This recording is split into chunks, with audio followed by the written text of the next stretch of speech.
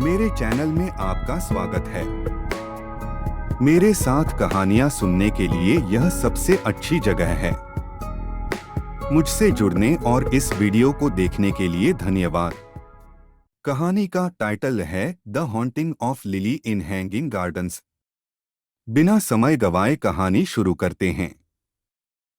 एक बार लिली नाम की एक लड़की थी जो एक ऐसे कस्बे में रहती थी जो अपने हरे भरे और विशाल बगीचों के लिए जाना जाता था।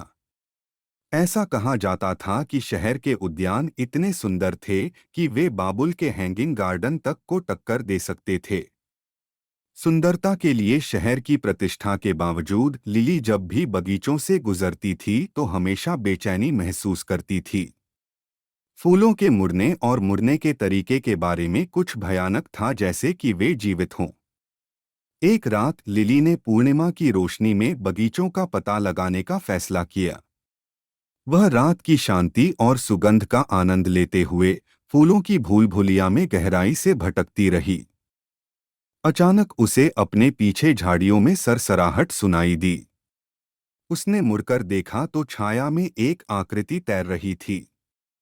जैसे ही उसने भागने की कोशिश की, उसने महसूस किया कि बगीचे खुद जीवन में आ गए थे। उनकी लताएं उसके पैरों के चारों ओर लिपट गई थीं और उसे नीचे मिट्टी में खींच रही थीं।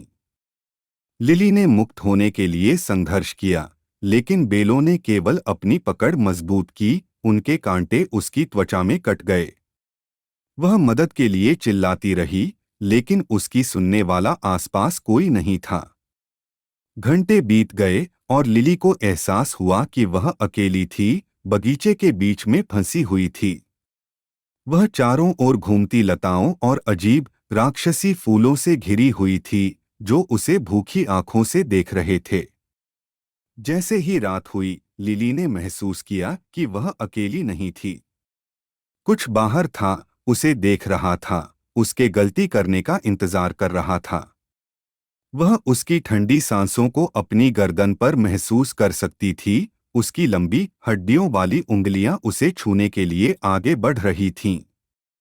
लिली जानती थी कि उसे बचना है, लेकिन बेलें बहुत मजबूत थीं, फूल भी भूखे थे। वह आखिरी बार मदद के लिए चिल्लाई, लेकिन तब तक बहुत देर हो चुकी थी। बगीचे की चीज ने उसे अपना होने का दावा किया था और वह फिर कभी दिखाई नहीं दी।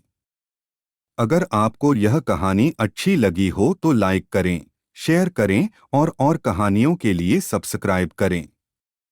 हमें बताएं कि आपको यह वीडियो पसंद आया या नहीं। कमेंट करें और हमें बताएं कि क्या आप इस तरह की कहानियां सुनना चाहते हैं या आपका कोई सुझाव है।